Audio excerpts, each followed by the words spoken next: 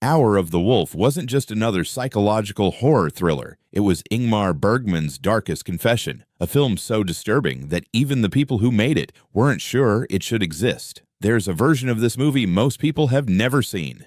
Scenes that were cut, an ending that was rewritten, imagery so raw that distributors in multiple countries quietly pulled it from theaters and never looked back. The studio smiled for the cameras, called it art, and then locked parts of it away. What were they afraid of? You're about to find out.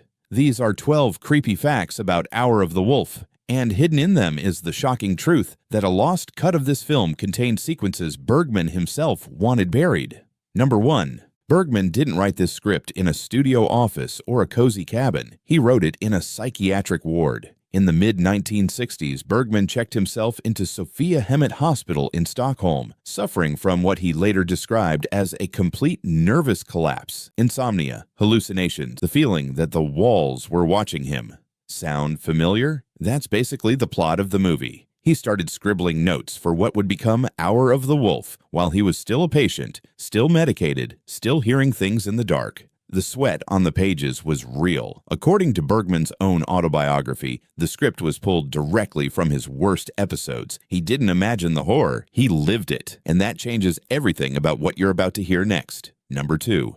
The film wasn't originally called Hour of the Wolf. Bergman's working title was The Cannibals. Think about that for a second. The version that hit theaters in 1968 is already deeply unsettling. A painter losing his mind on a remote island surrounded by ghoulish aristocrats who may or may not be demons. But The Cannibals suggests Bergman had something even more literal and more grotesque in mind. Reports say the early drafts leaned harder into body horror, into consumption, into flesh. Why did he change it? Some accounts suggest the Swedish Film Institute pushed back, worried the title alone would get the film banned in certain markets. So Bergman softened the name. Just the name. Because what's inside the film? That didn't get softer at all. Number 3. Here's where the casting gets strange. Bergman originally envisioned the role of Alma, the painter's pregnant wife, as a much smaller part, almost a silent witness. But Liv Ullmann changed that. She and Bergman were in a real relationship at the time, and she was actually pregnant during filming.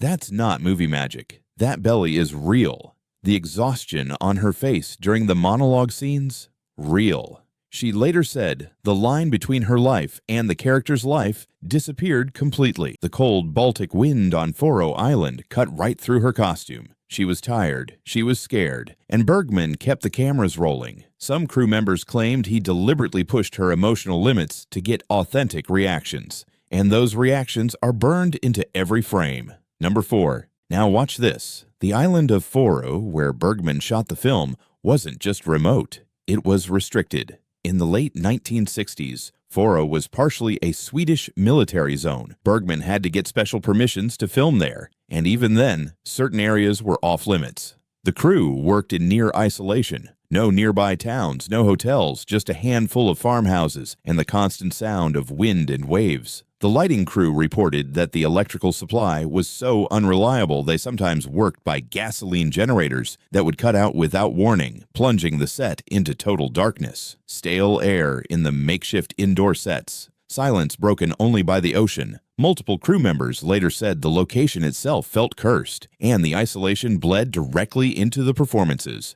Number 5. Bergman's cinematographer on this film was Sven Nykvist, one of the greatest to ever hold a camera. But even Nykvist was pushed to his breaking point. Bergman wanted the nightmare sequences to look like nothing audiences had ever seen. Harsh, overexposed, almost blinding. Nykvist had to develop custom lighting rigs on the spot, using bare bulbs and reflective surfaces in ways that technically shouldn't have worked. The buzzing of those lights on set was apparently so loud that sound recordings were ruined on multiple takes. Here's the scary part. Bergman didn't care. He wanted visual terror, and he was willing to sacrifice clean audio to get it. The post-production sound team had to rebuild entire sequences from scratch. That's not standard filmmaking.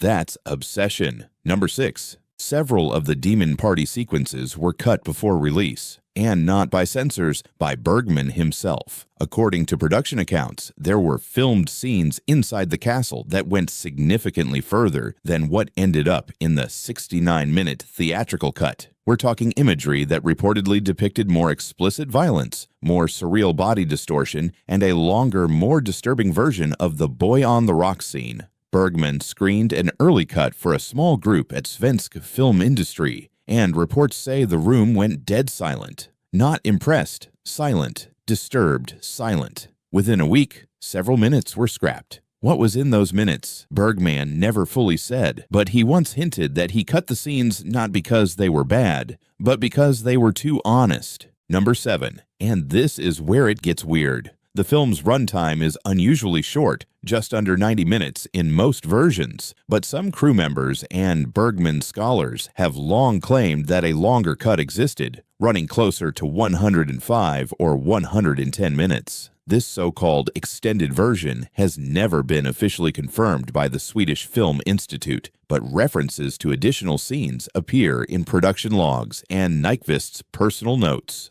A longer dinner sequence, an extended hallucination involving mirrors, a different version of the final beach scene. Were these scenes destroyed, locked away in a vault somewhere in Stockholm? Nobody has given a straight answer. That silence says more than any confirmation ever could. Number 8. Let's talk about the ratings battle. When Hour of the Wolf was submitted for distribution outside Sweden, multiple countries flagged it. In the UK, the British Board of Film Censors reviewed it carefully. The combination of psychological horror, implied violence, and sexual imagery involving what appeared to be supernatural coercion made them nervous. Reports say certain distributors simply chose not to release it, rather than fight for a classification. In the United States, the film received a limited arthouse release in 1968, but it was marketed almost apologetically as a Bergman art film, not as horror. The truth is, the distributors were terrified that mainstream audiences would be genuinely disturbed, so they buried it in small theaters and hoped nobody noticed. Plenty of people noticed. Number 9. One of the most unsettling scenes in the film, the moment where Johan appears to put on a woman's face like a mask, was achieved with almost no special effects budget. The makeup team, led by Börje Lund, used prosthetic pieces, careful lighting angles, and Nyqvist's camera placement to create the illusion.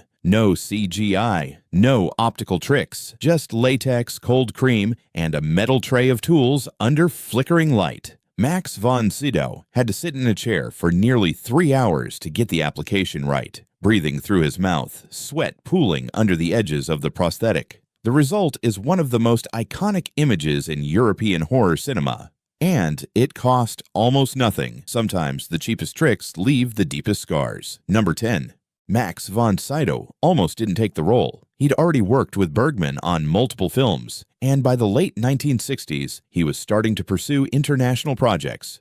Hollywood was calling. According to accounts from people close to the production, von Sydow read the script and hesitated. He reportedly told Bergman it was the most frightening thing he'd ever been asked to do, not because of the horror elements, but because of how close it felt to a real psychological breakdown. Bergman's response? He allegedly told von Sydow that was exactly why he had to do it. Cold hallway conversation, no witnesses. But von Sydow signed on, and his performance became the film's spine. That reluctance you see in Johan's eyes? It might not be entirely acting. Number 11. Here's something most people don't realize. Bergman shot Hour of the Wolf and Shame back-to-back in 1967, using largely the same cast and crew on Fårö Island. The production schedule was punishing, weeks of shooting with barely a break between projects. Ullmann and von Sydow went from one emotionally devastating film directly into another. The crew was exhausted. Equipment was breaking down. Bergman himself was running on coffee and anxiety, reportedly sleeping only a few hours a night. Some film historians argue you can actually see the fatigue in the later reels of Hour of the Wolf, a rawness that goes beyond performance into something closer to genuine human depletion. That wasn't planned. That was survival. And it makes the film hit different when you know. Number 12. After everything. The psychiatric ward, the military island, the scrapped scenes, the ratings fights, the whispers of a lost cut. Hour of the Wolf was not a commercial success. It confused audiences in 1968. Critics were split. Some called it a masterpiece of psychological horror. Others called it self-indulgent. Bergman himself seemed ambivalent, rarely discussing it in later interviews with the same pride he showed for films like Persona or The Seventh Seal. And yet, over the decades, something shifted. Horror filmmakers started citing it. David Lynch reportedly studied it. Ari Aster has nodded to it. The film that was buried, dismissed, and half forgotten crawled its way back from the dark. It became the film that wouldn't die. Because the truth is, the things we try hardest to lock away are the things that haunt us the longest. Hour of the Wolf was never meant to be comfortable. It was meant to be survived. And 50+ years later, it still gets under your skin like nothing else. Thanks for watching. Hit like, drop a comment with your favorite fact, and subscribe for more creepy movie secrets.